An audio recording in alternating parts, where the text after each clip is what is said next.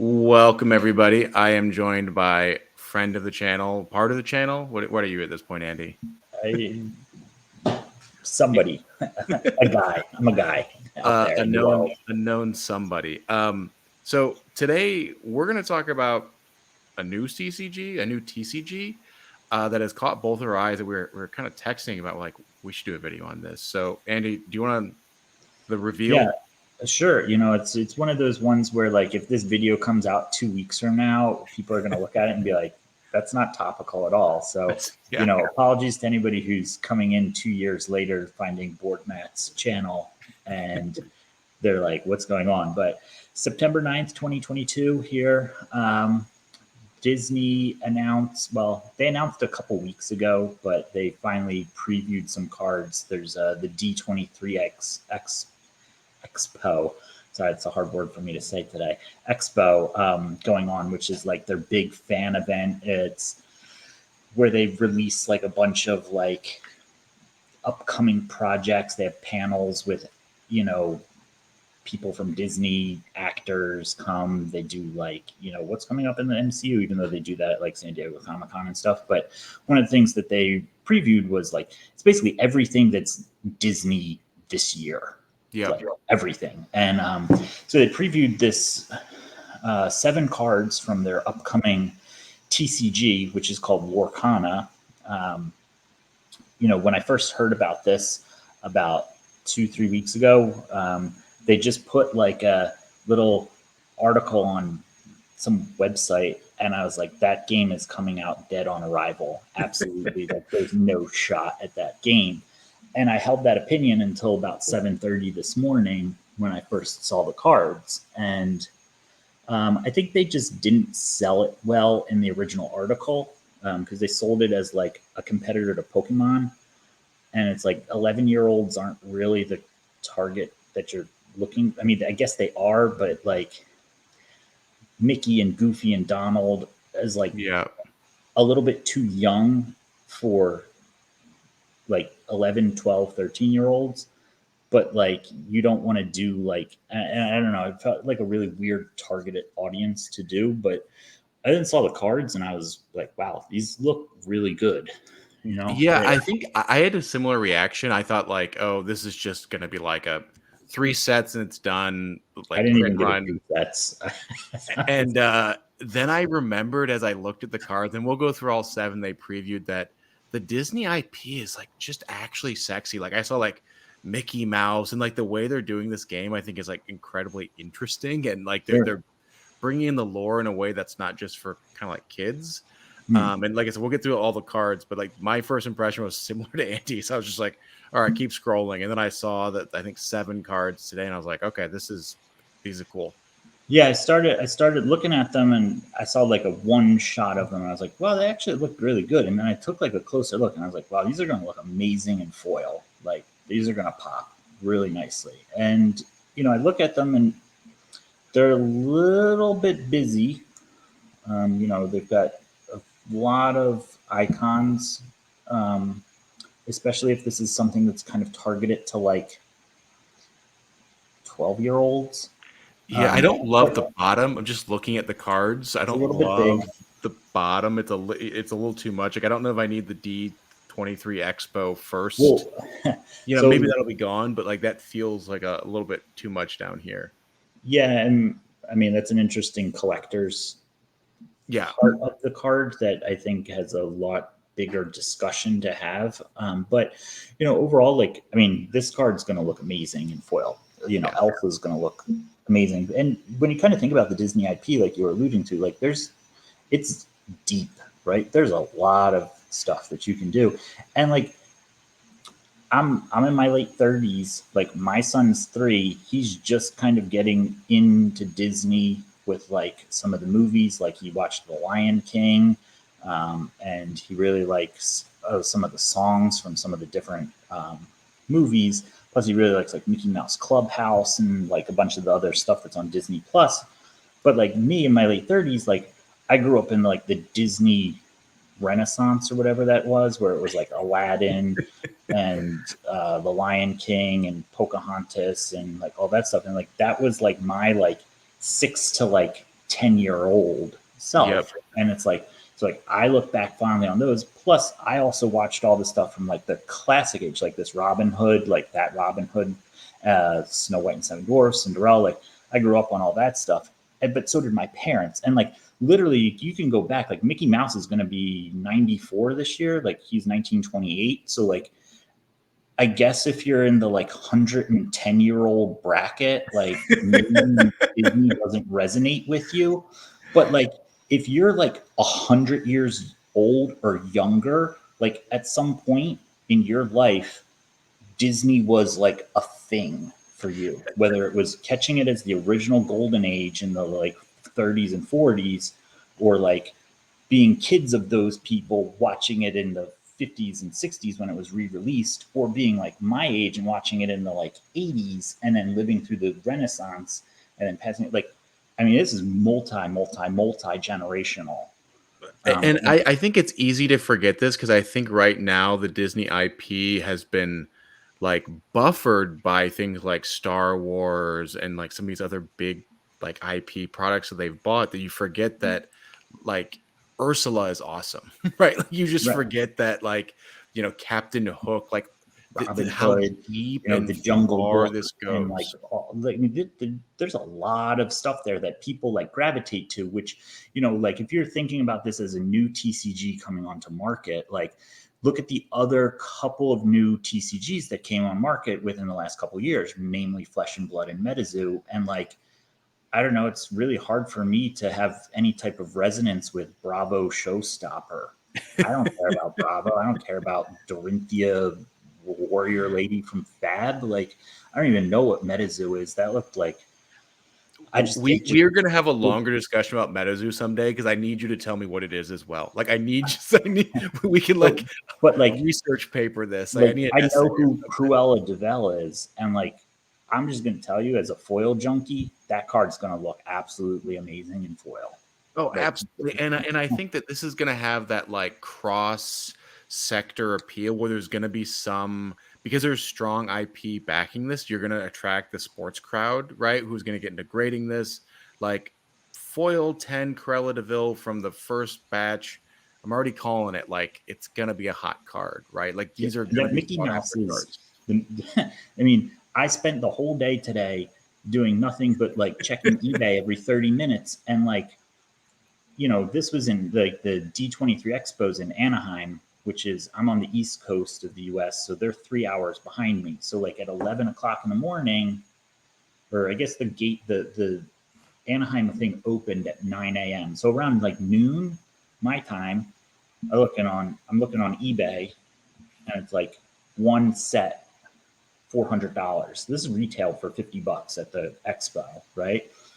And it's like one set $400. These things were getting snapped up within like seconds of getting posted, and like every one was going up like $100, and then it jumped like $300, and So just so I understand that 5 these o'clock are out, because I actually just thought they released the 7 images, but you're saying at the expo, at the they were expo you can go and you can purchase. It's like a box set. It actually looks fairly nice. It's kind of bulky, but it has like all six like window framed. um, I think that, yeah, 7 or 6, whatever it is, There's yeah. seven total, but there's six in the set, and then the Mickey Mouse is a promo that you get when you purchase it. Got it, okay. And one of the things, for Mark and Cameron, who are friends of the show and in charge of the Star Wars grading, and are big into grading, the packaging on it is makes it so that the cards stick out a little bit. So like when the cards come out, there's like you can see where like they're not packaged great. So getting like a PSA 10, Robin Hood foil could be a little bit hard. And the other thing is they're only releasing 300 of these a day over the 3 days. It's 900 and done. And that's it. And that's what I love about the collecting aspect of this Yep. specific product is like you've got, find Captain Hook and Cruel de Vil are like probably like B or C level like Disney characters overall. It's not Donald, it's not Mickey, it's not Goofy.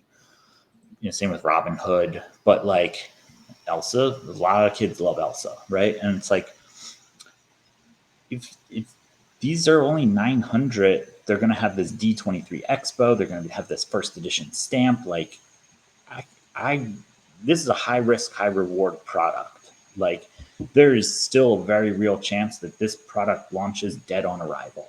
Like, who is the real target audience of this? Is it me, who's been playing CCG since 1993?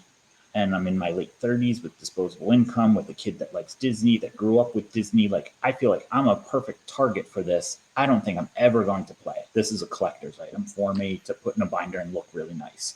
Maybe in 3 or 4 years, I'll sit down if my son has any interest in cards and play with him. He might be interested at that point. But like, I don't think 12-year-olds are going. And like the people who are going to buy this product for 12-year-olds, they're going to buy it at Target and Walmart. But for this to really take hold and take root, you do need an organized play system. And that's got to be a grassroots organized play system through local game stores. And it can't, and I think this is something that Magic does really well, is that there's a product for every stage of the life cycle of the customer. From I don't know what Magic is to I'm trying to compete on the Pro Tour and everything in between. And if your organized play starts and stops at Tuesday night drafts with the same 4 or 5 people at your group, and it doesn't continue on to like a Friday Night Magic, a PTQ, a GP trial, a Grand Prix, a Pro Tour, a World Championships, an online champ, if it doesn't have that like majority of organized play, and most of this product is just sold through Walmart and Target, this game's going to be dead on arrival. No, that's a really good point. A couple of thoughts there. One, whoever thought of draft is just like a marketing genius, right? Like draft is like everybody's favorite format, Of and it's course. also such a great way to move product. Yeah. So it's just like thought one that popped in my head. But We'll I say do. we'll say that every good Magic format was created by the players, not by wizards. Yeah, I mean that's a really Draft, good point. Like Cube, Commander, right? Commander, Rochester Draft, like Um, Modern, everything was but player created. I think right now the Magic is getting a little exploitive, right? In my opinion, Mm-hmm. I think that if you're on the scene right now, they've really kind of rushed out the last few sets, and there's a little bit of room where I think the big three, Yu-Gi-Oh, Pokemon, and Magic, have gotten a little fat and a little lazy recently, and I think that there is room for disruption. Sure, Maybe particularly on that like lower, like the Yu-Gi-Oh, Magic, or Yu-Gi-Oh. Yu-Gi-Oh like Pokemon, where you really do have like 12-year-olds that are coming up that are like, what does Yu-Gi-Oh mean to me? Right? Like truly, I don't understand why a 12-year-old would want to play Yu-Gi-Oh. Like it's just like, what is this Yeah, IP? Like I don't get it. yeah. I think it's really just being held together by the Japanese market, because like when I lived in Japan, you go into a card shop and like half the card shop is like Yu-Gi-Oh, a quarter of the card shop's Magic, and then the other quarter of the card shop are just like crazy Japanese games that you have no idea what they are. That sounds And awesome. That like literally sounds awesome. you should go to Japan and go to some card stores. There's like square blocks that are nothing but card stores, and like every store is a card. It's a crazy place. You can get lost there for days. It's like nirvana. So But this is actually a good segue. So the actual developer of the game, should we talk about sure. Ravenberger a little bit? I think that most people have their puzzles. It's probably what they're known for. I mean, I think they also make the Disney board game Villainous, which I've never played, but I hear is quite good. But it's an Hence, interesting kind of Disney partnership. went with them for this card game. I think they saw that they might have been capable of making a Disney IP based game that was semi popular and or not just like the worst thing of all time. And but they'd never made a CCG.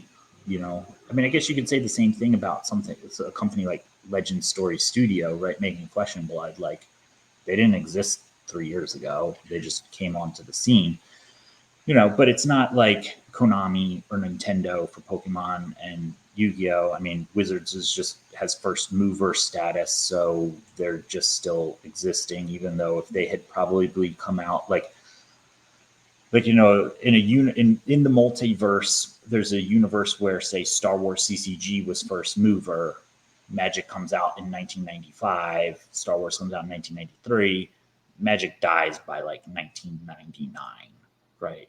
Like that's probably, but because it has first mover status, it still survives to this day. This is a much bigger discussion we need to have, because I think that there's a lot to peel back on the first mover status, because I actually think it's a disadvantage in the card space, but we can hash that out a little bit. But I think that Yeah. it But it's a, when you look at some company like, so Ravensburger doesn't really have CCG background, and it kind of comes through in some of these cards. Like ultimately, when I read these cards, this is a dumbed down Magic clone, yes, right? I agree, and even So the the theme, so you're like you're on this like Maleficent card here, the 9 in the top left corner, that's the cost. It has 7 attack, 5 shield, which I'm assuming is defense. It's got some like, like in Star Wars, you have like leader or spy. Like this has like characteristics. So it's storyborn, villain, dragon. I'm sure there's going to be some like instant or interrupt that's like, yep. if you have a villain in combat, it gets +2 attack, and you keyword off of like these things.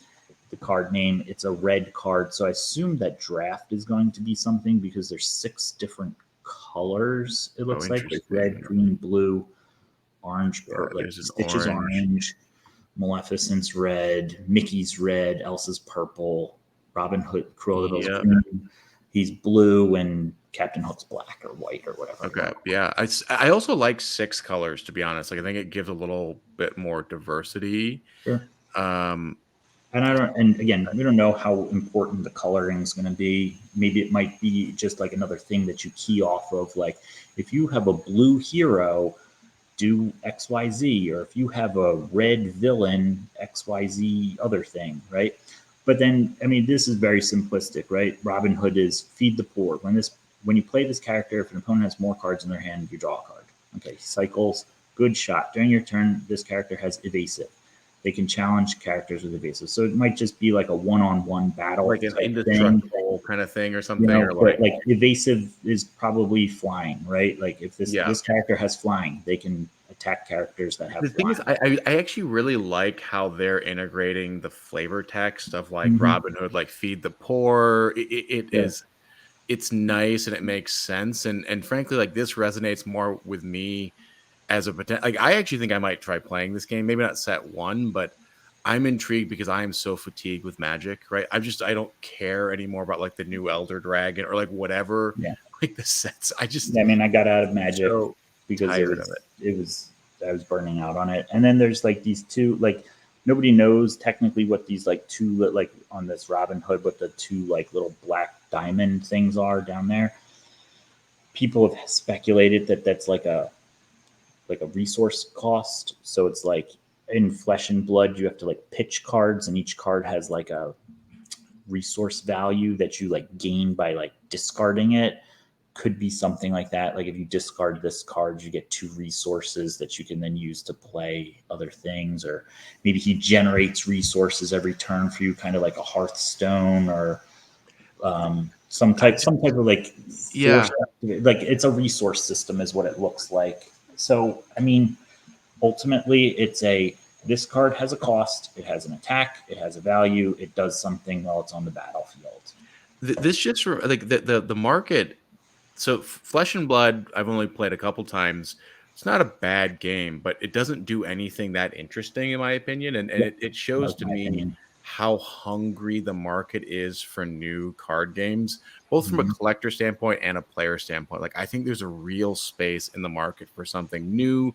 That, I mean, this might just be recycling Magic, and maybe that does a trick because people are happy to be like building a meta around Captain Hook's crew, and that's more fun than building a meta around trolls, right? Or whatever it is in Magic. Yeah. You know, I'm kind of excited for both collecting and possibly playing this. I don't know if I would have thought that like a week ago. I think, Andy, we should actually reconvene and maybe a week after the dust has settled, and we can talk about eBay prices and what's happened with the game. Maybe Yeah, I think that'll be definitely. an interesting It follow up. exploded and went crazy. And I think the only other thing that I'm going to say is like they're gaining so much attention, and like attention in the from the marketing perspective of this game right now, like in this moment today. But this game doesn't come out for a year. Right. It's not supposed to schedule release till fall of 2023, and it's like, so you're going to gain like a bunch of steam today. Honestly, like I'll probably try and pick this specific product up off eBay 6 months from now, like when it's Yeah, at its right. Like low. I wouldn't buy unless you bought this morning. Don't buy today, like And or I'm like sure the tomorrow. people that bought this morning at $300 and now it's selling for, spoiler alert for 1 week from now video where we talk about eBay, and this is selling for $2,000 to $4,000. I'm sure all those people that bought it for $300 got an alert from eBay that said your order was canceled. That's all there is to it. So, but I mean, overall, my thoughts are it. I'm cautiously optimistic about this. I think that I'll say I was pleasantly surprised when I woke up this morning and saw the cards. They look good. Um, they're a little bit busy with some icons, Yep. but overall, I think they look good. There's The something art's good. there. Like the art there The is on art the looks Mickey. Yeah. amazing. They're going to look Yeah. great in foil. They've partnered with Disney Animation Studios to help produce this. So I like, just love this Mickey, man. This Mickey looks great. Brave little it's really good. tailor. Like I'm, I'm, that's I'm, I'm all about that Robin Hood, man. That Robin Hood looks sick to me. I'm all about him. So, but yeah, I mean, it yeah, he looks great. it intrigued me enough to like message you and be like, we need to talk about this today. Yeah. And that's why I said it's really topical at the beginning of this video. Is like, if we talk about this in like 2 weeks, people are going to be like, Lorcana, what? Oh, I don't think we've said the name Lorcana, right? It's No. like I don't think we said. Yeah, I guess it's gonna be called Like Lorcana. this Elsa has like a tap symbol after her freeze, so there's like an activate thing. Like Right. it Right. feels very much like an introduction to Magic, but and I know this video is kind of running long right now, but like Magic doesn't have anything that resonates with me as a character. They tried to push Jace for 10 years and it just didn't work, which is why they've moved to things like Warhammer 40K, Lord of the Rings, The Walking Dead, because those are properties that people resonate with and have their cards. Unlike, like Darth Vader or Captain Picard, Captain Kirk, Right. Aragorn, Right. like Like I'm gonna protagonists, have like actual heroes that you can watch a movie and not you have to read a weird novel that was released in like 2005 to figure out what Dominaria is, right? Like right, Magic exactly. IP is just non-existent. It's It's momentum that non-existent. I keeps mean, that game that's game my going. same problem that I had with Flesh and Blood was like the game itself was decent enough, but there was nothing that like attracted me to the game. Like I wasn't like crazy about Bravo showstoppers. Like who cares? Like, but like, you know what? Like I liked Peter Pan when I was growing up. So like, cool. I can play with Captain Hook. Like I Right. have a material connection back to the physical card that I'm playing in my hand, and that I think is a huge step towards this game, especially if you're going to try and you're basically making a Magic clone that they've 100% stated is trying to go up against Magic. But you're also doing it with characters that people for multi generations have loved. And you're also doing with the advantage of like 25 to 30 years of design history behind you, right? Like this doesn't have to be like Magic is a great game, but like mana is a real issue, right? Like they could I don't know how they're gonna get their whatever cost, but they could fix mana screw, right? They could fix Well, that's like what I think these little diamond things are. It's like you, and at this point, it's all just speculation, but like, right. like in Hearthstone, you get like one, whatever it is, energy a turn or something, right? And then the next turn you have two, and the next turn you have three. Like if you have this in play, you now get an extra resource. So Right, like right, Mickey right. gives you 4 extra resources each turn to be able to do stuff. There's a little bit of design development because that could snowball very quickly.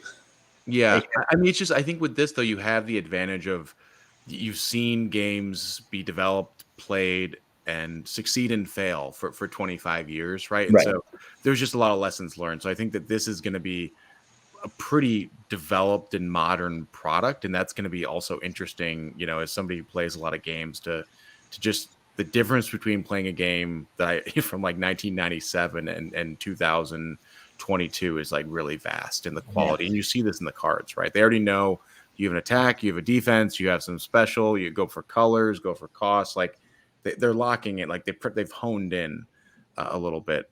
So sure. I'm Yeah, intrigued. Let's check in like a week or two, I sure. think, and we can see if this is still something the internet is a buzz with. Yeah, I think so. I think it's been popular. I mean, my all of my social media feeds have just been people who like are like, anybody at D23?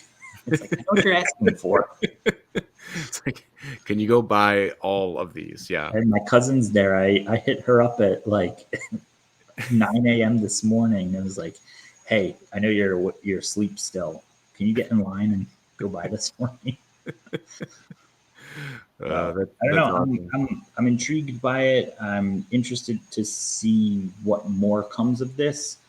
I think that they have a little bit of a hurdle in that they now have about probably 9 months or so of dead time between when when these cards are coming out and when the game's probably got to start ramping up with spoilers and Yeah, news and stuff like that. Because if it's it's good, gonna be a long year. yeah, like if it's slated for fall 2023, that means they're probably going to have to start doing some type of announcements and Like June. Yeah, stuff by like August, which is a year from now, right. basically. Well, you And can even start creeping out like June, July. Yeah, but yeah, I agree. It's gonna be a long year. it's gonna be 9 months, and if you don't keep active content coming out to get people like strung along, which is what I think Magic has done extraordinarily well. It's just spoiler season all year long.